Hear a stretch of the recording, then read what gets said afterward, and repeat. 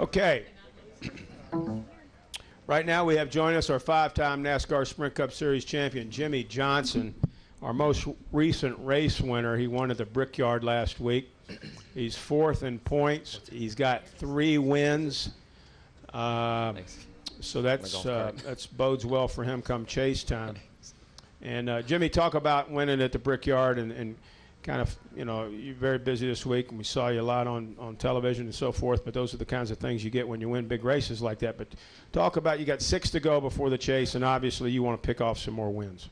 I do. It was, a great race on Sunday, and so much pride that went along with, successful day on pit road, on the racetrack, fast race car, what I did behind the wheel. A lot to be proud of on last Sunday.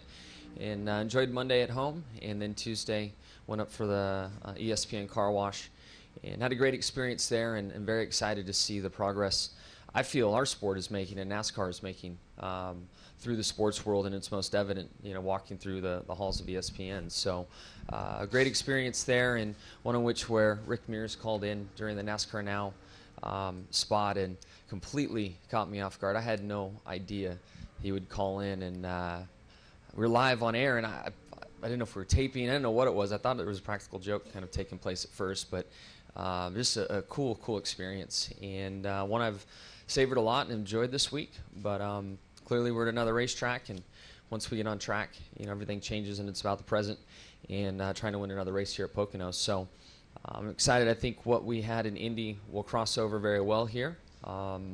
We didn't have that kind of speed when we were here the first time, but I think we're a little smarter when we went back to Indy and perfected things, and certainly hoping for the same thing here. Thank you, Jimmie. We'll take questions now. We'll start here with Jim and then move over to Claire.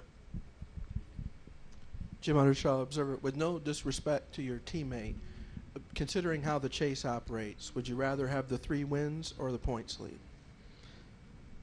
3 wins. I mean, when I look at last year's points battle, with it being a tie, every point you can have in the postseason is important. There are a lot of good things to come with leading the points.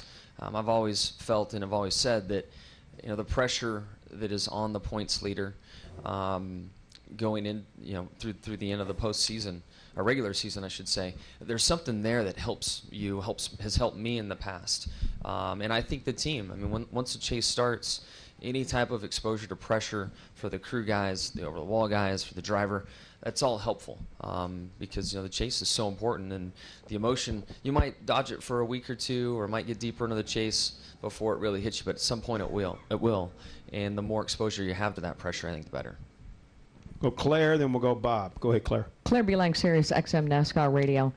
Probably not enough credit given to the drivers for how good they are at what they do, but you were talking to me in Victory Lane about figuring out Indy and what makes you so good there and how you figured it out. And you take Denny Hamlin here, and he's figured this place out.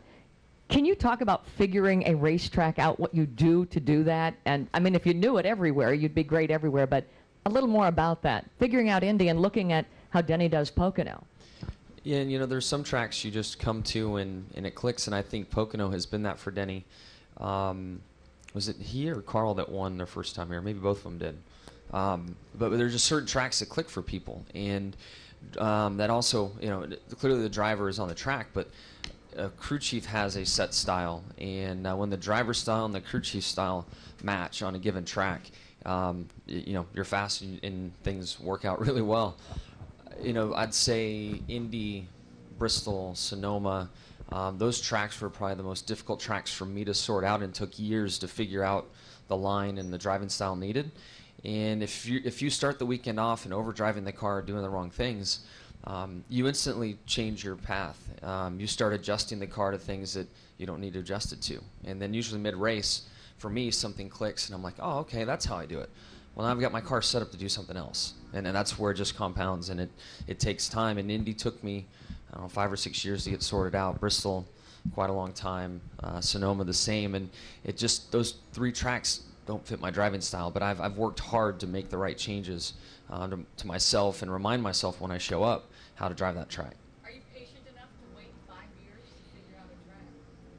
I'm probably more patient than most. I don't feel like I have been at times, and I've left those tracks all very frustrated. But coming up through the ranks, anyone I would speak to, if they're wearing a suit, if they were a race car driver, if they were whatever it was, didn't matter, sponsor, owner, driver, everyone said have patience, and I hated to hear it, but it is very true. Patience help in so many ways in the sport. Let's go with Bob. Then we'll go Marty, David, Nate. Go ahead, Bob. Bob Parker, Sporting News. Speaking of patience, do you have to be patient on pit road this week, or how do you handle coming back to a place where you were hit twice the last time and know that there seemed to be at least some confusion to what was going on? Yeah, I'll definitely be aware in that final segment leaving. I didn't feel like I was impatient there last time, so I'll start more patient, and then I feel like I can get back to where I was. But with so many people having trouble there, I'm not sure what took place. And sure, it's a smaller segment, but we have much smaller segments at other racetracks that don't have as much trouble as that one did. So we'll be patient to start.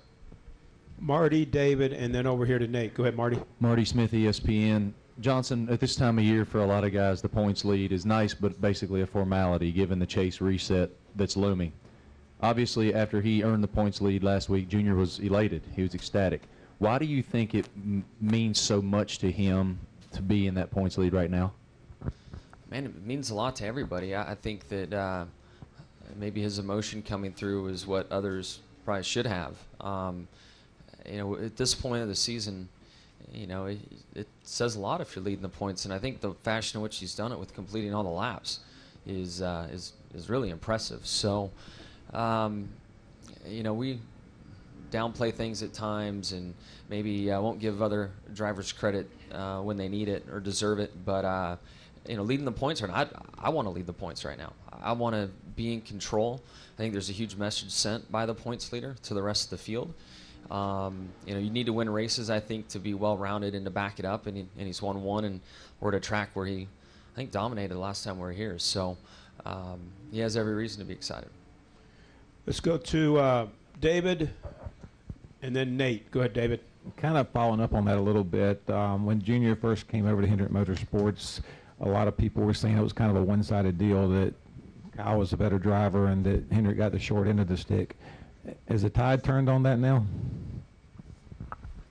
Didn't understand the first part exactly. When Junior first came to Hendrick and Kyle had left to go to Kyle, okay. Yeah, Kyle Busch. And so a lot of people said that he was the better driver. It was a lopsided kind of a deal. I know it wasn't a trade, but kind of lopsided there. Is Junior kind of turned the tide on it now, and is he maybe taking advantage of the lead?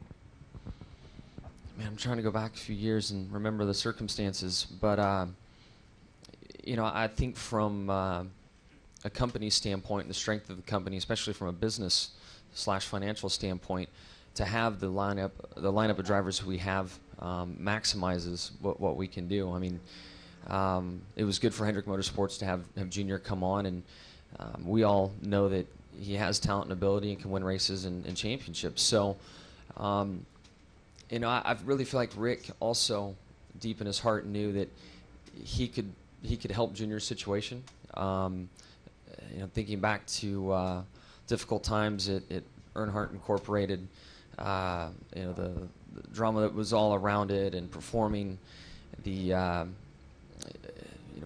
just the whole situation, I think was really tough. And Rick knew that he could help steer Junior in the right way, calm down his overall environment, and get him on track and get him going.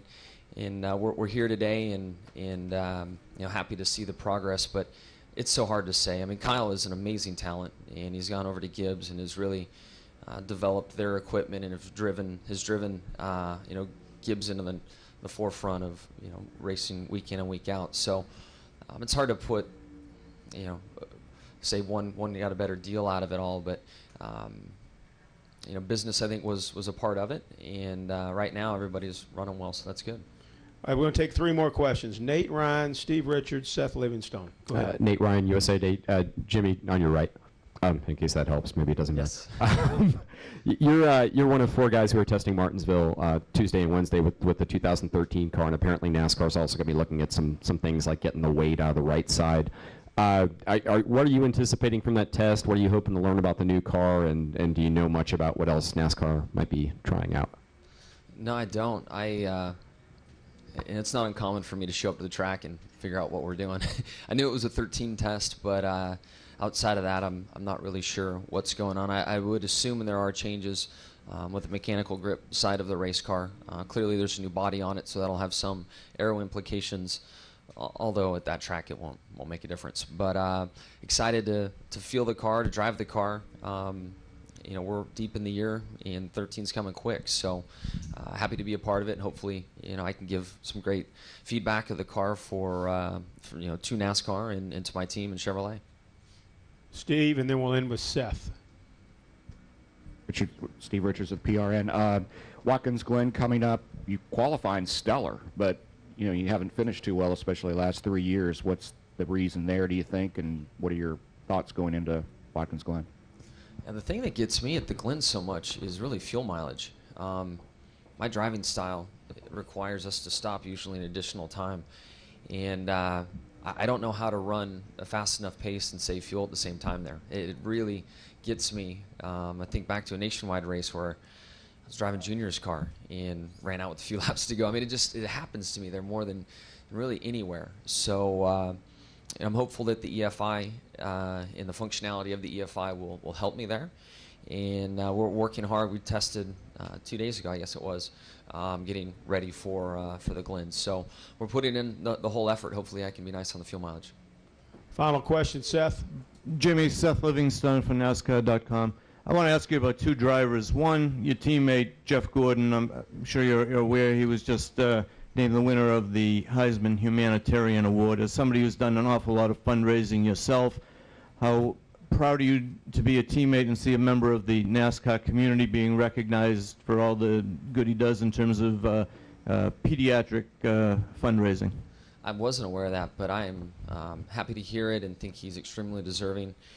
The efforts that he and you know, his office put in place to you know, to make the right decisions, to raise money, his fan base for the support, and again Jeff's commitment. I mean, fundraising and charitable work is only as successful as the person who's behind it, the name that's behind it, and that's Jeff. And I'm very happy for him. That's an amazing honor. And the second, in light of what's happened with AJ Allmendinger, how difficult do you think it is going to be for him to bounce back? What do you think his chances are of bouncing back from the situation he's in? Yeah, it's going to be tough. There's no doubt about it.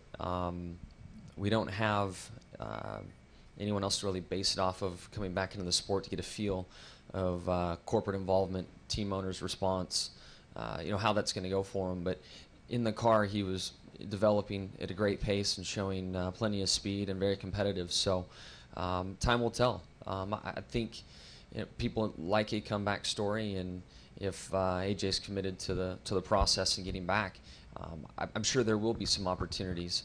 I don't think it's going to be the one that he wants to start, but over time, I would assume he could get back to a good spot. I mean, everybody makes mistakes, and if you own up to your mistakes and learn and grow from it and move on, you know, people are usually somewhat or mostly responsive to that. Thank you, Jimmy. Have a great weekend.